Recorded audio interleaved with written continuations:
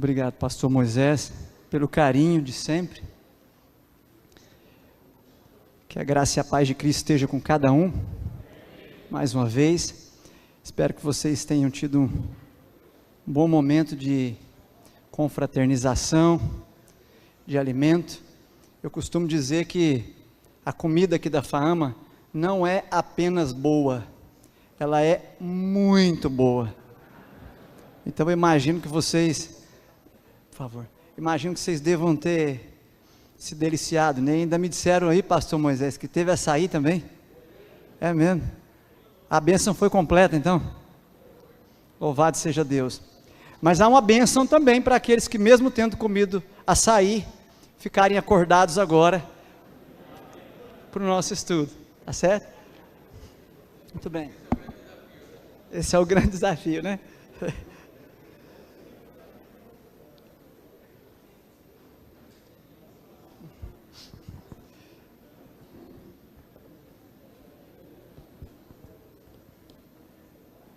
Vamos lá? Podemos jogar aí na tela?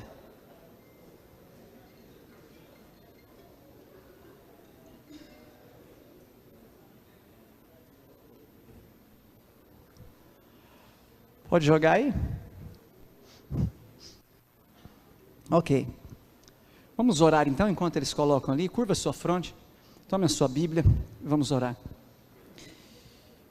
Pai Celestial, quão gratos nós te somos por ter nos resgatado do pecado e nos dar a oportunidade, a bênção, a honra de conhecer a tua igreja através da tua palavra e poder, Senhor, contribuir de alguma forma com o avanço do Evangelho.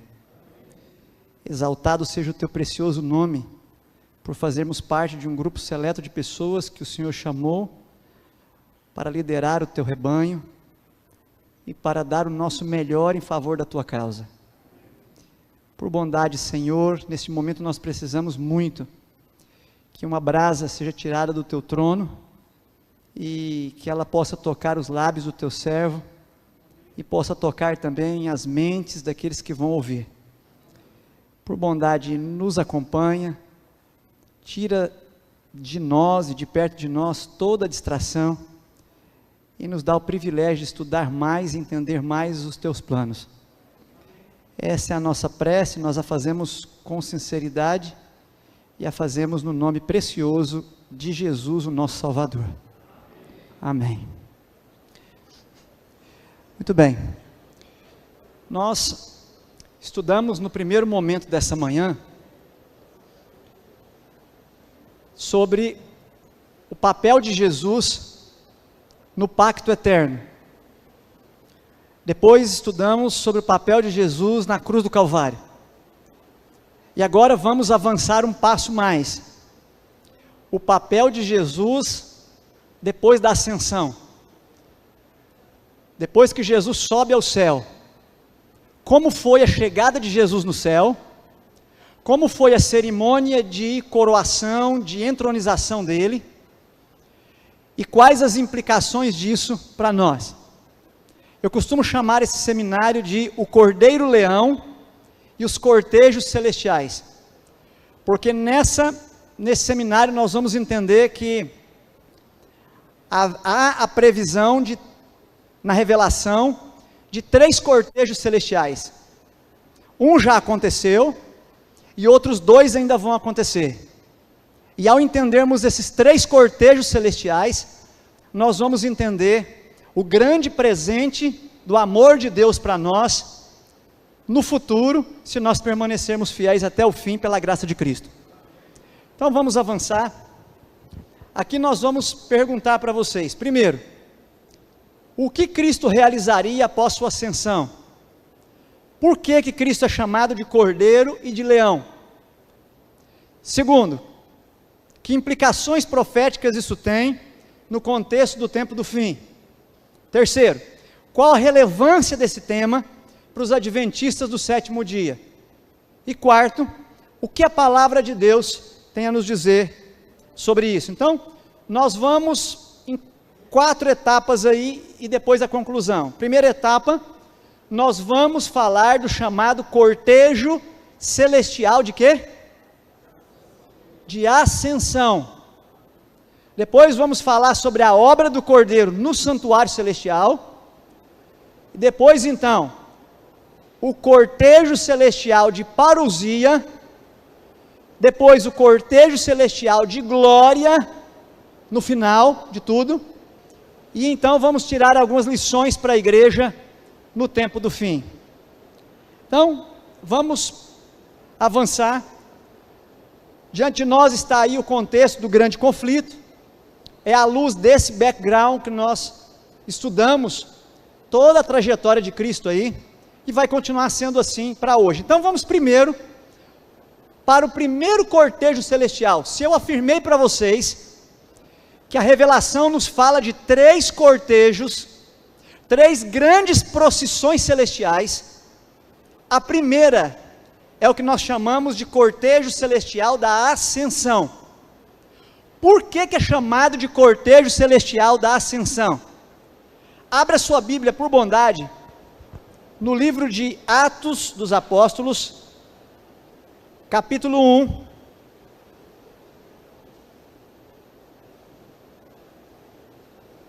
Atos dos Apóstolos, capítulo 1, nós vamos ler dos versos 9 ao verso 11. É bom que você tenha a sua Bíblia, faça suas anotações. Você pode se aproveitar desse material nos teus evangelismos, nas tuas pregações. Atos dos Apóstolos, capítulo 1, verso 9 a 11, diz assim: ditas estas palavras, foi Jesus elevado às alturas, à vista deles, e uma nuvem fez o quê? O encobriu dos seus olhos, e estando eles com os olhos fitos no céu, enquanto Jesus subia, eis que 2 varões vestidos de branco se puseram ao lado deles, e lhes disseram: varões galileus, por que estáis olhando para as alturas? Esse Jesus que dentre vós foi assunto, ou foi subindo ao céu, virá do mesmo modo como vistes o quê? Como viste subir. Queridos irmãos, nem tudo está revelado dentro do cânon bíblico. Deus proporcionou a esta igreja, através do dom de profecia, detalhes do que aconteceu a partir desse momento aqui. O texto bíblico diz simplesmente que eles olhavam para o céu, Jesus ia subindo, e na medida em que Jesus subia, eles continuaram olhando, até que Jesus desapareceu no céu, foi ficando distante, distante, distante, até desaparecer, e eles ficaram olhando, se perguntando para onde Jesus foi, e então 2 varões vestidos de branco, e você sabe por que apareceram 2? Porque na Escritura, toda palavra se confirma por meio de quê? Por meio de quê? 2 testemunhas. Até com Jesus foi assim. Você está lembrado quando Jesus foi transfigurado, que apareceram 2 pessoas vistas com Jesus, que já estavam no céu e lhes foi permitido vir aqui. Quem foram? Moisés e Elias, porque pela boca de 2 testemunhas a divindade de Cristo foi confirmada na transfiguração. Agora, mais uma vez pela boca de 2 testemunhas, foi confirmado que Jesus voltaria da mesma forma como ele subiu ao céu. Mas a pergunta que fica é, se você for olhar aqui a partir do verso 12, lê comigo aí o capítulo 1, verso 12, diz assim, ó: então voltaram para Jerusalém. O texto simplesmente diz que depois do recado daqueles anjos, os apóstolos simplesmente voltaram para Jerusalém. E Lucas vai dedicar todo o seu evangelho, a gente chama aqui de continuação do evangelho de Lucas, porque Atos foi escrito por Lucas, e o livro de Atos é o evangelho de Lucas, e o livro de Atos é uma continuação do evangelho de Lucas, e na teologia nós costumamos dizer que o evangelho são os atos de Cristo, e o ato dos apóstolos são os atos do Espírito Santo, e são uma continuidade. Mas o que nós temos aqui é, visto isso, e ouvido o testemunho dos anjos, eles desceram do Monte das Oliveiras, e entraram de novo em Jerusalém. Mas fica uma interrogação aqui, e é sobre isso que eu queria falar com você nesse momento.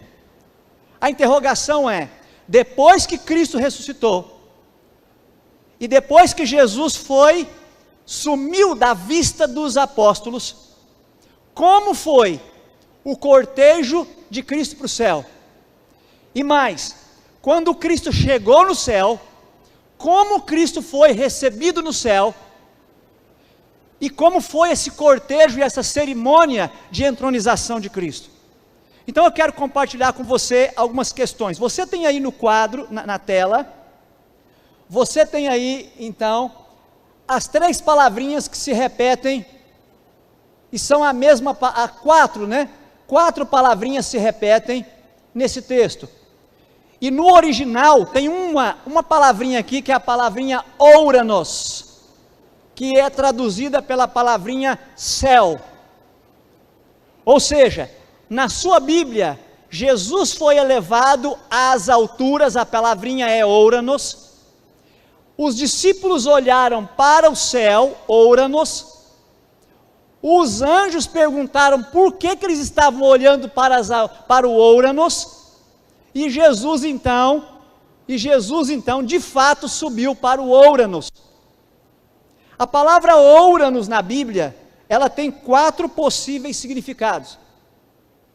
4 possíveis significados. A morada de Deus e dos anjos, aparece lá em Mateus 18 e Marcos 16. O céu sideral, o que é o céu sideral? Quando a luz está apagada, não tem nuvem, à noite você olha e você vê o quê? As estrelas. Ali é o céu sideral, é onde está o sol, a lua e as estrelas. Mas pode ser, como está por exemplo em Mateus 16, 2 e 3, ou Mateus 24, 29. Há também o céu atmosférico, que é de onde estão as nuvens, de onde está caindo essa chuva. E há também uma parte do universo, conforme Mateus 11, 25.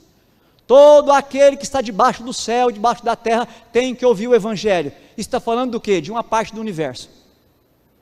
Então, a palavrinha ouranos pode ter 4 significados. Qual significado tem aqui? Qual significado tem aqui? Vamos lá, ó. Dita essas palavras, foi Jesus elevado a quê? Ao ouranos. Que ouranos é? Foi Jesus elevado aonde? A morada de Deus e dos anjos.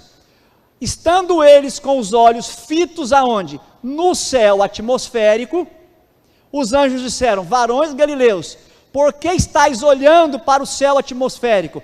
Esse Jesus que dentre vós foi para onde? Para a morada de Deus e dos anjos, vai vir de lá da mesma maneira como subiu. Então Jesus subiu para onde? Jesus subiu para onde? Para o céu, que é o quê? A morada de quem? De Deus e dos anjos. O apóstolo Paulo, falando sobre revelação do Espírito, explica que esse céu é o chamado terceiro céu. Por que é chamado de terceiro? Justamente porque o primeiro é qual? É o céu atmosférico. É o mais fácil de eu olhar, nas nuvens. O segundo, quando não tem nuvem, o céu sideral. E o terceiro que só entra quem Deus permite. É o céu o quê? A morada de quem? De Deus e de quem? E dos anjos. Para lá Jesus foi. Mas até chegar lá, como foi a procissão celestial? Vamos ver. Leia comigo aí, ó. Presta atenção nesse texto. Uma nuvem de glória o oculta aos seus olhos. Aqui Deus deu detalhes para Ellen White, que nos ajuda a entender o que aconteceu. Ao recebê-lo, lê aqui comigo, ó. Lê aqui comigo. Não. Um exército assim não marcha. Vamos juntos? O que é isso aqui? O carro da nuvem de quê? De anjos. Então, que nuvem era essa? Que nuvem era essa que foi sumindo ao lado de Jesus e até desaparecer? Era uma nuvem como essa que tem chuva, ou era um aglomerado de anjos com vestes resplandecentes? Então, quando a Bíblia diz que Jesus voltará com as nuvens dos céus, está falando de nuvem de chuva, ou está falando de uma aglomeração de anjos celestiais brilhantes, porque refletem a aura de glória do trono celestial? É isso aí.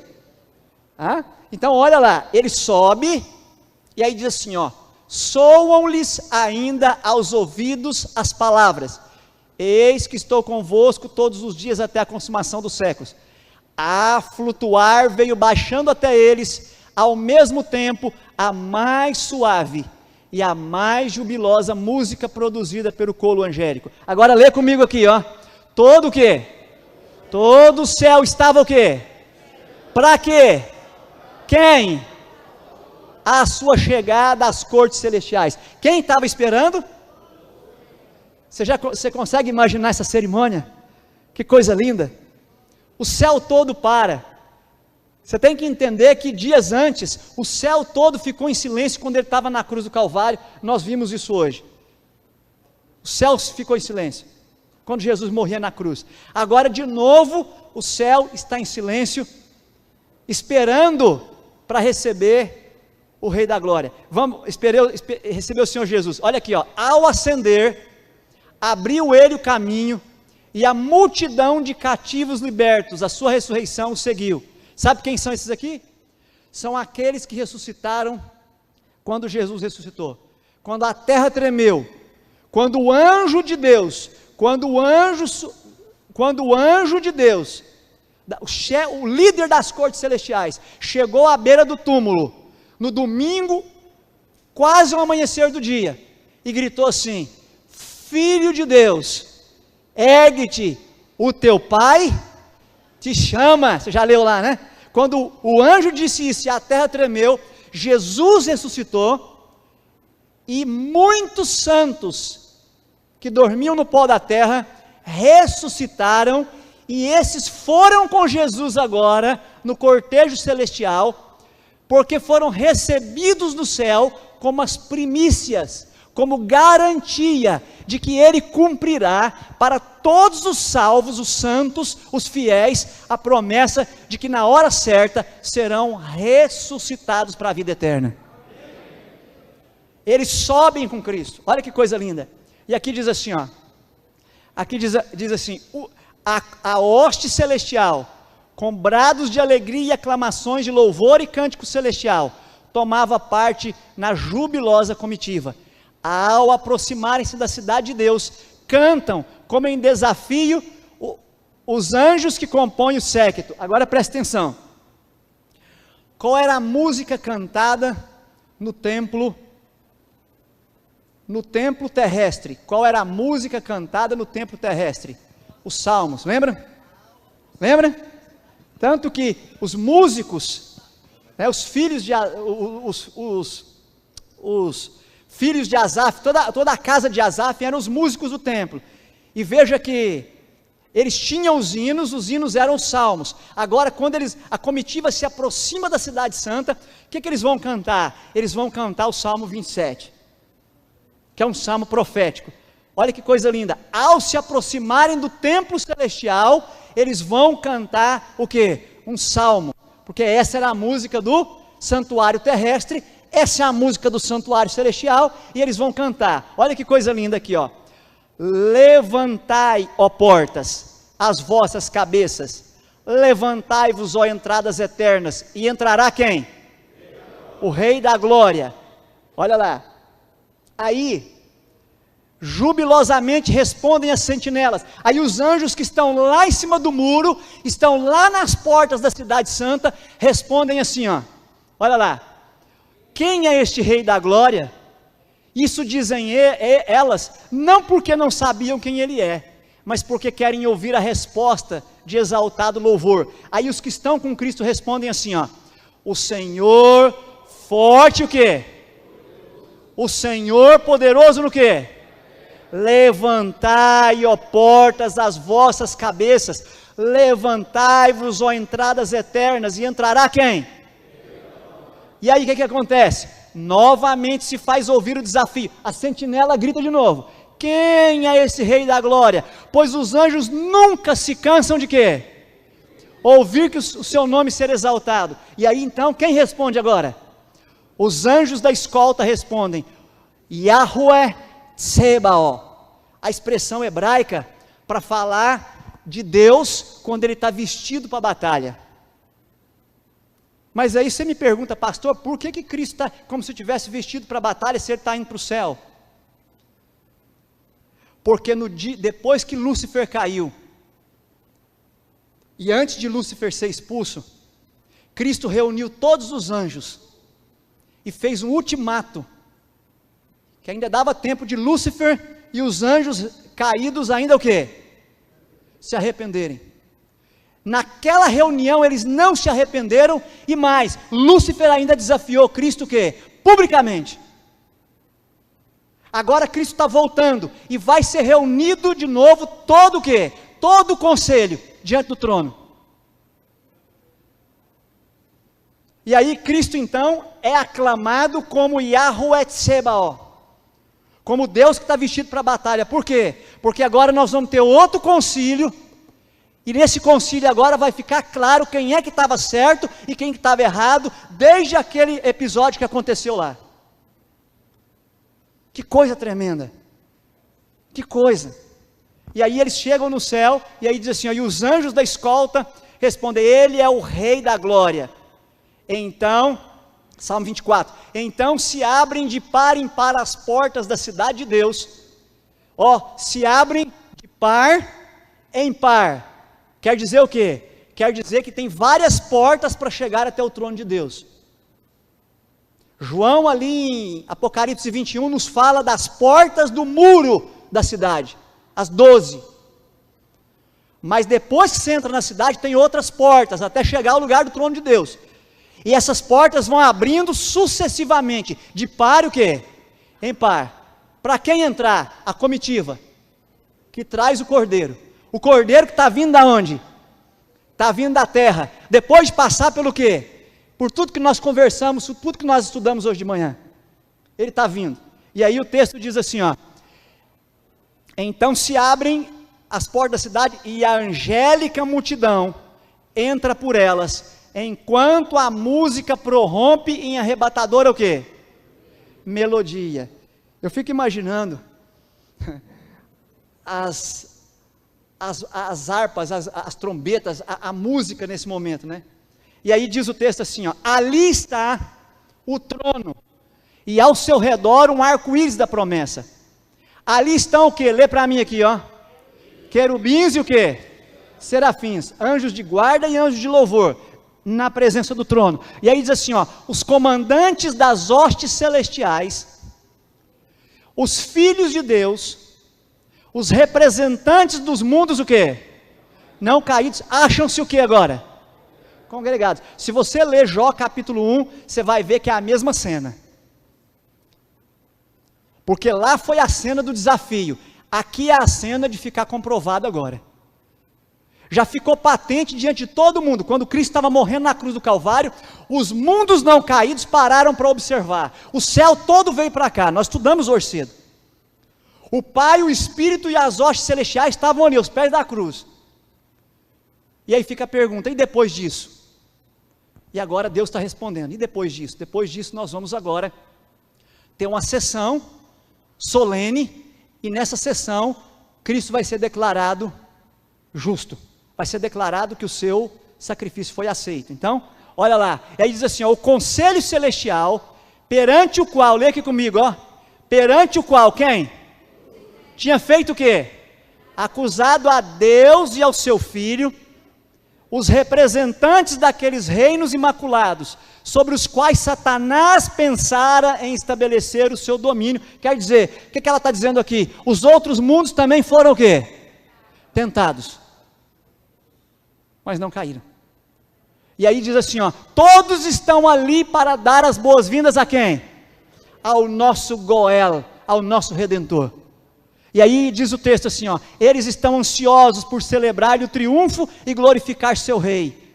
Mas aqui me arrepia, isso aqui me joga no chão todas as vezes que eu leio isso. Olha a humildade de Jesus. Olha a humildade de Jesus e a seriedade com que Deus vê o plano da redenção. Olha o que está escrito nesse texto. Todos estão ansiosos para fazer o quê? Celebrar o triunfo e glorificar o seu rei. Mas ele quem? Cristo os detém com um gesto. A hora que eles vão cantar e eles vão louvar, Jesus manda parar tudo. Não. Jesus diz o que para eles? Ó, ainda o que? Ainda não. Não pode ser louvado ainda. Porque não é brincadeira o plano da redenção. Não é coisa pouca. Tem que saber se o sacrifício que foi feito foi plenamente aceito por Deus. Se a justiça de Deus foi plenamente o quê? Satisfeita. E aí Jesus fala, ainda não. E aí diz o texto aqui, ó, não pode receber a coroa de glória e nem o quê? As vestes reais. Então ele entra na presença do Pai. E ele vai mostrar o quê? O que diz ali? Primeiro, ele mostra a fronte o quê? Ferida. O que mais? O atingido flanco, lá onde o soldado abriu o lado dele. O que mais que ele mostra? Os dilacerados pés. Ergue as mãos e apresenta o quê? Os vestígios do cravo. Ou seja, ele mostra todo o sofrimento dele e apresenta que isso resultou na morte dele. Porque o salário do pecado é o quê? Romanos 3. A morte. Jesus, quando assume o meu e o seu lugar, ele assume os 3 elementos que o pecado traz à nossa vida. Anote isso. Elemento número 1, culpa. Elemento número 2, condenação. E elemento número 3, castigo. Mas agora Jesus está diante do Pai e ela apresenta os sinais dizendo, Pai, eu tudo fiz pela culpa, assumindo a culpa, assumi a condenação e assumi o castigo deles. Está satisfeita a tua justiça ou não? E aí diz o texto assim, ó, aponta para os sinais do seu triunfo. Na nova terra vai haver pecado? Não, mas vai haver sinais do triunfo de Cristo. E os sinais do triunfo dele são esses sinais aí que você viu. Para que ninguém nunca mais esqueça o que custou colocar em xeque a palavra de quem? A palavra de Deus. E aí o texto segue dizendo assim, ó, apresenta a Deus o molho movido. Quem é esse molho movido? Depois que ele apresenta as mãos, ele traz então as pessoas ressuscitadas, que subiu no céu com ele, e apresenta essas pessoas como o quê? Primícias. Apresenta como primícias. E aí ele diz o quê? Ele diz assim, apresenta a Deus o molho movido, aqueles ressuscitados com ele, como representantes da grande multidão, que há de sair do sepulcro por ocasião de sua segunda vinda. Aproxima-se do Pai, em quem há alegria a cada pecador que se arrepende, que sobre ele se regozija com júbilo. Olha lá, ó, lê comigo aqui, ó, antes que os fundamentos da terra fossem o quê? Pai e filho se haviam unido no quê? Para redimir o homem, se ele fosse vencido por Satanás. Haviam dado as mãos num solene compromisso, que Cristo se tornaria o fiador. Esse compromisso o quê? Cristo cumpriu. quando sobre a cruz soltou o brado, está consumado, dirigia-se a quem? Ao Pai. O pacto fora, lê comigo, plenamente satisfeito. Agora ele declara: Pai, está consumado, fiz, ó meu Deus, a tua vontade, concluí a obra da redenção. A obra, esse aspecto da obra da redenção, foi concluído na cruz. A cruz tem provisão suficiente para todo pecador que se arrepende, amém? Mas a obra de expiação não termina ali. E aí diz assim, ó: se a tua justiça está satisfeita, quero que onde eu estiver, eles também estejam comigo. E aí, olha que coisa linda aqui, ó: ouve-se a voz de Deus proclamando o quê? Lê comigo. Não, irmãos, isso aqui é muito sério para ler desse jeito, vamos juntos. A justiça está o quê? Satisfeita. O Pai aceita o que o Filho fez, amém? Olha lá, está vencido quem? Os filhos de Cristo, que lutam e se afadigam na terra, são agradáveis no amado, perante os anjos celestiais, e os representantes dos mundos não caídos, são declarados o quê? Justificados. Onde ele está, ali estará também quem? A misericórdia e a verdade se encontraram, a justiça e a paz o quê? Se beijaram. Olha que coisa linda isso aqui. Agora vem o abraço do Pai com Jesus. Que coisa linda. O Pai não tinha abraçado Jesus ainda. Porque você tem que entender que o amor que Deus tem por você não te exime da justiça que tem que ser satisfeita. A justiça foi satisfeita em Cristo, mas aqueles que amam e atendem Cristo têm que andar na sua justiça. Agora o Pai vai abraçar Jesus, e essa para mim é a parte mais emocionante de tudo. Ele fala assim: os braços do Pai circundam o Filho, e é dada finalmente a ordem. Qual é a ordem? Lê comigo. E todos os anjos o quê? O adorem.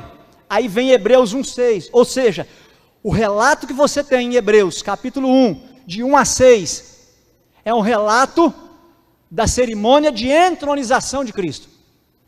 É o mesmo que vai acontecer em Apocalipse 4, tem outros vislumbres. E olha que coisa mais bonita, diz assim, ó: com inexprimível alegria. Quem? Governadores. Quem são os governadores? Representantes dos mundos não caídos, principados e potestades, reconhecem a supremacia do príncipe da vida. A hostes de anjos prostra-se perante ele, ao passo que enche todas as cortes celestiais a alegre aclamação: digno é o Cordeiro que foi morto de receber o quê? E que mais? E que mais? E que mais? E o que mais? E o que mais? E o que mais? Amém? Então, todas as vezes que você lê na sua casa Hebreus 1 e Apocalipse 4 e 5, estudem ali a cerimônia de entronização do Cordeiro. Que coisa linda! Como Jesus é recebido na glória. Que agora ele vai começar um outro ministério. Ele vai começar, e aí termina o texto dizendo assim, ó: hinos de triunfo misturam-se com a música de harpas angélicas, de maneira que o céu parece transbordar de júbilo e louvor. O amor venceu, achou-se a perdida, a ovelha. O céu ressoa com altissonantes vozes que proclamam: ao que está sentado sobre o trono e ao Cordeiro sejam dadas as ações de graça e a honra e a glória e o poder para todo sempre. Apocalipse 5, desejado, página 590 e 591. Que coisa linda, que coisa linda. Esse foi o cortejo de quê? Foi o cortejo de quê? De ascensão. Esse foi o cortejo que acompanhou Cristo para o céu. Mas aí fica a pergunta: o que Cristo fez depois disso? Depois que o sacrifício foi aceito, que Jesus foi declarado rei, declarado sacerdote, o que Jesus começou a fazer? Nós entendemos isso quando estudamos a doutrina do santuário. Todo o ritual que acontecia no santuário terrestre era um espelho, era um exemplo atenuado do que acontecia no santuário celestial. E aí nós temos que entender o que acontecia, o que Jesus começou a fazer no céu. Nós precisamos entender o que o sacerdote fazia na terra, para entender o que Jesus começou a fazer no céu. E aí, para isso, nós temos que entender isso aqui, ó, que há um santuário real no céu. Aqui nós entramos agora num ponto crucial para a doutrina adventista, para a doutrina bíblica adventista do sétimo dia. Há um santuário no céu. O texto diz assim, ó, o santuário do céu no qual Jesus ministra em nosso favor é o quê? Lê comigo. O grande original de que o santuário construído por Moisés era o quê? Qual era a cópia de qual? O santuário da terra era uma cópia do santuário de onde? Do céu. Lá está o grande santuário para onde Cristo foi, onde Cristo começou a ministrar. E diz assim, ó, o esplendor do tabernáculo é apenas um reflexo da onde está o quê? A morada, o trono de Deus, a morada do Rei dos Reis. É um templo repleto de glória do trono, ali acontece adoração o tempo todo, logicamente tem cerimônias ali. Quando você entra, quando você estuda Apocalipse 4, numa outra ocasião, se Deus nos der a oportunidade, podemos estudar Apocalipse 4 e 5, ali tem uma cerimônia de adoração. Quer saber como é que é a adoração no céu? Leia Apocalipse 4, Apocalipse 5. E a nossa adoração na terra deveria ser o mais parecida possível com a adoração que está descrita ali, que é a adoração do céu. Mas aqui diz assim, ó, importantes verdades relativas ao santuário celestial e a grande obra ali levada a efeito pela redenção do homem, eram ensinadas onde? No santuário terrestre, no seu culto. Então, se você quer entender o celestial, o que Jesus começou a fazer, você tem que voltar a estudar o que era feito onde? No santuário da terra. E ali nós temos o que? Detalhe, nós temos no santuário celeste, que é chamado de templo de Deus, nós temos um primeiro compartimento, tá? Um primeiro compartimento, mas temos também um segundo compartimento, chamado de lugar santíssimo. Se você estudar Apocalipse, até o capítulo 11, você vê cenas do lugar santo.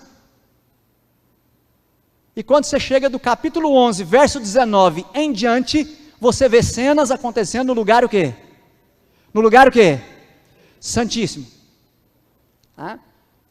E aí você percebe então que a João foi mostrado que Jesus já estava lá ministrando no final do primeiro século da era cristã, porque ele subiu para lá, e ele vai ministrar de acordo com aquilo que era prefigurado na ministração do sacerdote aqui no santuário terrestre. Então, adiante, diz assim, ó, depois da sua ascensão, nosso Salvador iniciaria sua obra como o quê? Lê comigo aqui, ó. Como sumo o quê? Sacerdote. Aí vai citar Hebreus 9:24, que ela está explicando um texto bíblico, que Cristo entrou num santuário que não era uma figura, mas era o próprio santuário verdadeiro do céu. E o que eu acho interessante, você precisa prestar atenção nisso aqui agora, é esse ponto aqui, ó. Porque se você observar esse ponto aqui, esse é um dos pontos-chave da doutrina adventista, da compreensão adventista do santuário. Para nós no céu, há um santuário concreto. Significa que esse santuário, ali há decurso de tempo, e ali ocupa espaço. E esse é o santuário celeste. E o serviço que acontece ali, é um serviço em duas etapas, como acontecia aqui no santuário terrestre. Então, quando Jesus entra, ele vai para um lugar específico, e fica por ali um tempo específico, para ministrar na primeira etapa do seu ministério, para mediar. Mas em 22 de outubro de 44, Jesus passa para o segundo compartimento, e ele começa a ministrar agora, continua a mediação, mas começa também agora o juízo. Isso nós vamos ver um pouquinho mais no quarto e último seminário. Mas está aqui, ó, aquele santuário ali tem duas grandes divisões, e ali o tempo também passa, e ali também ocupa um lugar específico. Então muitos de nós que muitos de nós que viemos de uma mentalidade religiosa, cultural em geral, a gente tem mania de pensar as coisas do céu como se fossem coisas etéreas, como se, não, santuário lá é aquela coisa fantasmagórica, Lá é aquela coisa assim, né? Muita gente já assistiu muito filme, muitos vieram antes de se converter, assistiram muitas novelas, e fica com aquela ideia do céu como um lugar etéreo. Não é isso que a Bíblia está mostrando. A revelação está mostrando, a Bíblia e o Espírito de Profecia estão dizendo que no céu há um santuário concreto. Esse santuário tem compartimentos, e ali também há o decurso de tempo. A diferença é que nós aqui estamos limitados no tempo. Os seres celestiais não estão limitados no tempo. Eles não estão condicionados pelo pecado. Mas ali também tem o decurso. O tempo também passa ali. A diferença é que o tempo lá não é sentido como nós sentimos aqui, já que o tempo aqui nos faz envelhecer, o tempo nos faz enfraquecer. Lá não. Mas o tempo também passa lá. O tempo também decorre. Lá também há passado, presente e futuro. Tá? Isso nós precisamos entender, para entender que há um santuário no céu, e o que Cristo foi fazer ali. Um outro texto diz assim, ó, aí você fala, pastor, mas quer dizer então que Jesus subiu, e ele ficou ali. Eu esses dias vi na internet um indivíduo fazendo uma pergunta dessa, quer dizer que Jesus subiu, ficou no lugar santo, até 1844, quer dizer que ele não viu o Pai, não ficou com o Pai até 1844, irmãos, vamos entender as coisas em termos bíblicos. Se você for para Ezequiel, capítulo 1, você vai ver que o trono de Deus é o quê? O trono de Deus é o quê? Vamos lá, os estudiosos de profecia aí, Ezequiel capítulo 1, o trono de Deus é móvel, o trono de Deus tem rodas, e ele se movimenta. E aqui, olha o que Deus mostrou para Ellen White aqui, ó. Em fevereiro de 45, tive uma visão dos eventos que começaram com o clamor da meia-noite. O que é o clamor da meia-noite? É o anúncio de que Jesus estava voltando em 22 de outubro. E aí ela diz assim, ó, lê comigo aqui, ó, vi o quê? Um trono, e nele estava quem? O Pai, mais quem? E ele entrou onde? No Santo dos Santos, dentro do véu, e sentou-se. Então quer dizer, naquele momento ali, em 44, o que foi mostrado para ela? Que naquela época, o trono de Deus, que é móvel, se movimentou do lugar santo para quem? Para onde? Para o lugar o quê? Santíssimo. Porque a obra realizada em cada um é diferente. Vamos abrir a sua Bíblia em Ezequiel 1. Abra a sua Bíblia aí em Ezequiel capítulo 1. Ezequiel é o livro aí, né, antes de Daniel. Ezequiel capítulo 1. Se você observar com bastante atenção aí, em Ezequiel 1, vamos tirar esse minutinho aí para ver isso. Ezequiel capítulo 1, você vai ter aí, olha lá, o verso 15 ao verso 25, marque aí, depois você lê, olha lá. Aí você tem uma visão do trono de Deus se movimentando, e todo o séquito de anjos e seres celestiais se movimentando junto. Está aí, ó. O trono de Deus, a visão das 4 rodas, está aí. Tem também em Isaías, tem também em Jeremias.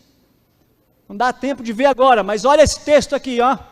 Eu vi o Pai subir do trono, e em uma carruagem em chamas entrar no Santo dos Santos, dentro do véu. E quem entrou? Quem entrou? O Pai. Lá eu vi tronos que nunca tinha visto antes. Então, quem agora? Jesus se levantou do trono, que estava onde? No lugar santo, e fez o quê? E uma maioria dos que estavam prostrados se levantou com ele.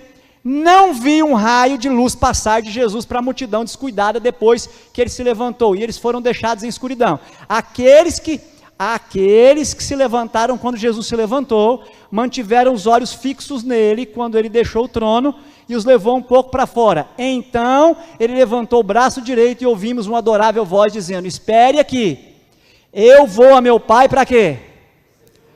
Mantenha suas roupas imaculadas, e em pouco tempo voltarei das bodas e os receberei para mim. E vi uma carruagem de nuvens, com rodas como fogo flamejante, e os anjos estavam em todo o seu redor, assim como vieram onde Jesus estava. Entrou ele na carruagem e foi levado para onde? Onde quem estava? O Pai estava sentado. Lá vi Jesus, como ele permanecia diante de quem? Do Pai. Um grande o quê? Sumo sacerdote. Está lá. Então o que aconteceu em 22 de outubro de 1844? O Pai juntamente com Jesus passam de um lugar para o outro, porque Jesus vai começar a obra de julgamento. Eu quero fazer um esquema aqui com você agora, para você entender. Você precisa entender o que acontecia no santuário. Primeira coisa que acontecia no santuário. O santuário fala das 7 etapas do plano da expiação. Se nós tivéssemos tempo aqui hoje, eu ia passar uma por uma com vocês. Mas vamos, pelo menos, mencionar aqui para vocês se sentirem incentivados a estudar. Primeira etapa do plano da expiação. Lê comigo aqui, qual que era? Qual que era? Separação. Aonde acontecia isso? No acampamento. Você se lembra aonde que é que a ovelha era separada? Aonde é que a ovelha era cuidada, separada, para ser levada para o santuário? Aonde? No acampamento. No acampamento ela era separada. Lá ela era inspecionada. O ofertante separava lá no acampamento. O preparo era lá no acampamento. Ela era cuidada, ela era zelada lá no acampamento. O que representa isso? Isso representa o quê? A primeira etapa do plano de Cristo. Ele se esvaziou, encarnou e viveu uma vida o quê? Uma vida santa. Veio habitar nesse arraial aqui, no arraial desse mundo nosso aqui. E se preparar, vivendo uma vida santa, para ser oferecido como cordeiro. Porque se Jesus não tivesse vivido uma vida santa, ele não seria também o cordeiro o quê? Imaculado. Bom, próxima etapa, o sacrifício, que era feito onde? Aonde, irmãos? No átrio. O que representa essa etapa aqui? O sofrimento e a morte de Cristo na cruz do Calvário. Próxima etapa, a lavagem. Havia uma pia enorme entre o altar e o lugar santo.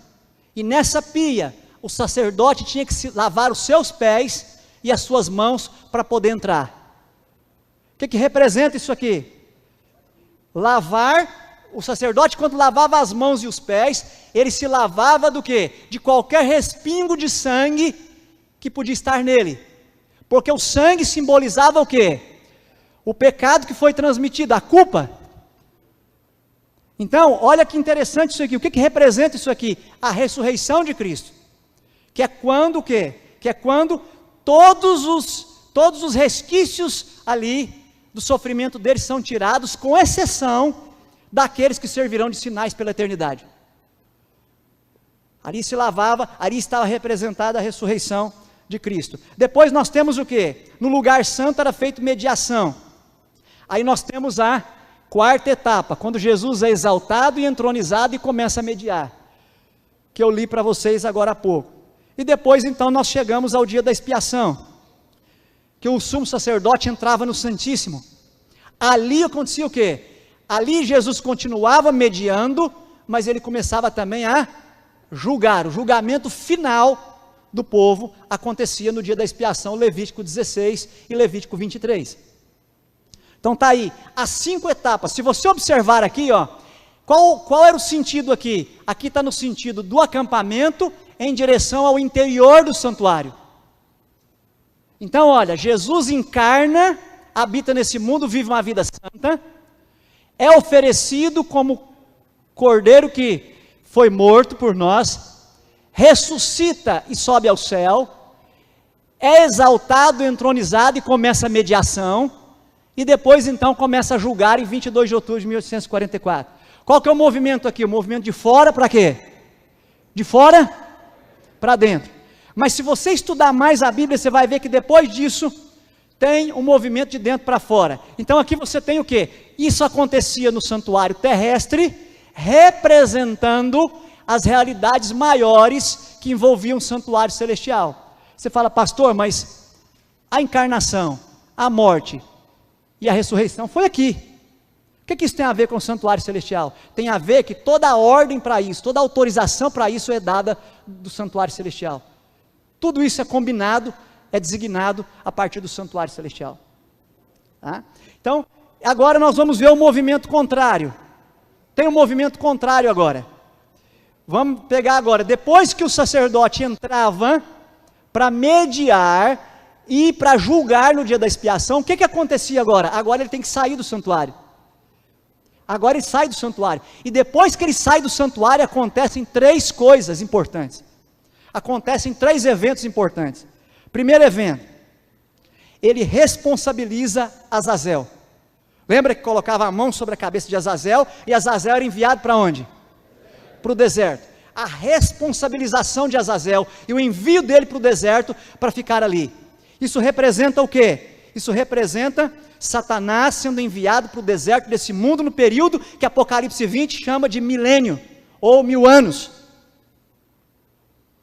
Depois nós temos um outro evento ainda, que era o quê? Nós tínhamos ali um outro evento. O sacerdote, sumo sacerdote, trocava de roupa. Olha o detalhe, trocava de roupa. Segundo, o homem que levava bode Azazel para o deserto, lavava suas vestes antes de entrar de volta. E terceiro, havia uma queima dos restos mortais daquele animal que tinha sido morto. Quer dizer, os vestígios do pecado eram o quê? Queimados. O que isso representa, irmãos? Isso representa o quê? Lê aqui comigo, ó, o juízo executivo, a eliminação final dos vestígios do pecado, o juízo final. E aí o sumo sacerdote troca as vestes, ele tira as vestes do sumo sacerdote e ele veste outras vestes. E nós vimos nos textos mais cedo que Jesus se veste como rei para a sua batalha final. Então, está aí. E aí, o que vem depois disso? No dia seguinte ao dia da expiação. Que dia que era o dia da expiação? 10º dia do 7º mês. E no dia seguinte? No 11º dia do 7º mês. O que começava de novo? Começava de novo, havia o que nós chamamos de recomeço. O que isso representa no plano da salvação? Quando todas as coisas forem refeitas e Jesus recomeça a sua vida aqui com salvos, no universo onde não há mais mancha, onde não há mais mácula de pecado, amém? Está aí, e você consegue nessa doutrina identificar as 3 fases do juízo de Deus, a fase investigativa, confirmativa e executiva. Simples assim, muito interessante para a gente estudar. Eu não tenho tempo, mas podia estudar com vocês aqui a disposição dos móveis no santuário. Por que você acha que lá no Apocalipse, a mesa com os pães, por que você acha que no lugar santo, ali do Apocalipse, é visto ali elementos do lugar santo? E por que você acha que tinha 2 pias de pães na mesa? Alguém pode dizer, pastor, é porque representa 12 pães as 12 tribos. Está correto, mas não só isso. Por que elas eram então as 12 tribos empilhadas em 2 pilhas? E não em mais de 2, 3 ou 4, podia ser 4 de 3, 3 de 4, né? Uma de 8, outra de 4, mas por que tinha duas pias ali? Porque você vai ver nos escritos proféticos que ali era uma representação do trono de Deus, aquele trono que se movimenta, em 22 de outubro de 1844, ele se movimenta para o lugar santíssimo, ele ficava no lugar santo. Em frente a ele, o candelabro com as 7 lâmpadas. A lâmpada é a palavra de Deus, mas quem é que traz a palavra de Deus? O Espírito Santo. O Espírito traz a palavra, assim como o azeite é o combustível da lâmpada. Que coisa linda, irmãos. E o altar de incenso? O altar de incenso, a fumaça são as orações, e o incenso, os méritos de Cristo, que perfuma, que tempera, para ser oferecido a Deus, então, para essas orações chegar a Cristo. E aí está aí, não tenho tempo de ver isso aqui com você, eu quero falar então de outro cortejo, nesses minutos que me restam, em outro cortejo celestial, o cortejo da parousia. Quando Jesus disser, acabou, continue o justo na injustiça, e o injusto na injustiça ainda, aí vai acontecer o segundo cortejo. Aqui são só 2 projeções, leia comigo aí, ó. Quando Cristo vier em sua glória, e na glória do seu Pai, com todos os anjos em quê? Em que, irmãos? Escoltando e com vozes de triunfo, enquanto melodias encantadoras soarão os ouvidos. Se você estava lamentando porque você não participou daquele primeiro cortejo, eu quero deixar com você a esperança, pelo sangue de Cristo, de participar desse cortejo aqui, ó. Pela graça de Cristo, participar desse cortejo aqui. Olha que coisa linda, eles estão vindo, ó, estão vindo. Enquanto melodias soarão, os ouvidos todos estarão interessados. Não haverá nenhum espectador indiferente. Não haverá mais especulações. Não haverá mais pessoas dedicando-se, ninguém mais preocupado com ídolos. Ninguém pleiteia por terras, bois, pela esposa recém-casada, como razão para ser desculpado de partilhar da glória que irrompe diante da sua atônita visão. Todos a desejam agora, mas sabem que não é para eles, porque eles não se prepararam. E aí diz assim, ó, os anjos ajuntarão os seus escolhidos, desde os quatro ventos, de uma a outra extremidade dos céus. Criancinhas, olha que coisa linda, irmãos. Criancinhas são levadas pelos santos anjos, a quem? Aos braços de suas mães. Eu me lembro até hoje, pequenino Davi, que eu fui fazer o culto fúnebre dele. Eu me lembro que eu li esse texto. E meses e anos depois, a mãe, esposa de um teologando nosso, ela ainda me ligava e dizia, pastor, aquele texto não me sai da cabeça, eu vivo na esperança de que esse dia chegue logo. Eu vivo na esperança desse dia chegar logo. Aqui diz assim, ó, amigos há muito separados pela morte, reúnem-se para nunca mais o quê? E com cânticos de alegria, ascendem juntamente para onde? A cidade de Deus. De cada lado do carro de nuvens existem asas, e debaixo deles se acham rodas vivas. E ao volver o carro para cima, as rodas clamam santo, as asas movendo-se santo, e o cortejo de anjos clama o quê? Lê comigo. Santo, santo, santo, Senhor Deus o quê? E os remidos, se você tem pela graça de Deus, a fé, que é um remido, lê comigo aqui, e os remidos bradam o quê? Isso, enquanto o carro prossegue em direção aonde? A Nova Jerusalém. Esse é o cortejo do que mesmo? O cortejo da parousia. É o cortejo que Jesus vem buscar, mas vai haver um último cortejo. Aqueles que fizerem parte do segundo, farão também parte do quê? Do terceiro. E qual é o terceiro? Olha aqui que coisa linda, ó. Então Jesus e todo o cortejo de santos anjos, e todos os santos remidos saem da cidade. Os anjos rodeiam seu comandante. Aqui agora acabou o milênio. Eles estão saindo. Comandante, eu acompanho seu trajeto. E a seguir vem quem? O cortejo de quem? Santos remidos. Com majestade terrível e pavorosa. Jesus chama então os ímpios mortos. E eles ressurgem com o mesmo corpo fraco, doentio que foram à sepultura. Que espetáculo. Que cena. Na primeira ressurreição, todos saem com o quê? Imortal vigor ou frescor, mas na segunda, os indícios da maldição são visíveis em todos. Então, quem? E quem mais? Acompanhado de quem? Vão de novo para onde? E amarguradas lamentações e prantos dos ímpios condenados enchem o ar. O que acontece em seguida? Satanás engana, eles marcham, Jesus fecha a porta da cidade, o exército cerca a cidade, querem batalhar, Jesus e toda a hoste angélica e todos os santos, com brilhantes coroas sobre as cabeças, sobem no cima do muro, e Jesus fala com majestade dizendo, eis pecadores, a recompensa do justo, e contemplai, meus remidos, a paga dos ímpios. O que Jesus faz? Jesus sobe em cima do muro, coloca os remidos também à vista, e olha para os ímpios e diz, eis a paga dos justos, porque nesse momento, os justos já estão com as suas coroas também, e vocês que se desdobram e lutam para pregar o evangelho, quanto mais luta, quanto mais dificuldade pelo sangue do Cordeiro, quanto mais sangue, suor e lágrima, quanto mais trabalho missionário, quanto mais luta, mais brilho, porque Jesus naquele dia vai te dar o privilégio de encontrar as pessoas que estão lá, por sua participação, e vai poder te apresentar essas pessoas, e eu fico imaginando o anjo dizendo para você, o anjo de algum deles dizendo para você ouvir, dizendo para o seu dizendo para o salvo, dizendo assim para ele: olha, esse aqui, ó, pregou o evangelho para você, está lembrado? E o salvo olha para ele, olha para Jesus e diz: Senhor, eu não estaria aqui, talvez eu não estivesse aqui, se não fosse pelo esforço missionário de quem? Do fulano. Amém, é? Amém. Aquele que semeia com lágrimas, o quê? Com júbilo, o quê? Ceifará.